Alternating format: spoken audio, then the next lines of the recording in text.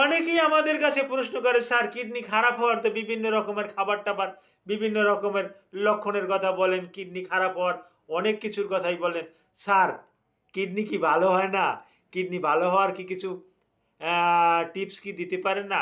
হ্যাঁ, আজকে দেব কিডনি ভালো হওয়ার কিছু টিপস। গার্লিক, আপনি নিয়মিত গার্লিক খান, কিডনি ভালো থাকবে। আপনি নিয়মিত অনিয়ন খান, গার্লিক, রসুন, অনিয়ন, পেঁয়াজ, আপনি পেঁয়াজ খান, ভালো থাকবে। আপনি নিয়মিত লবঙ্গ খান, লবঙ্গ আপনার কিডনিটাকে ফিল্টারেশন করে, কিডনিটাকে ভালো রাখে। আপনি নিয়মিত ফিল্টার করা পানি খান, কিডনি ভালো থাকবে।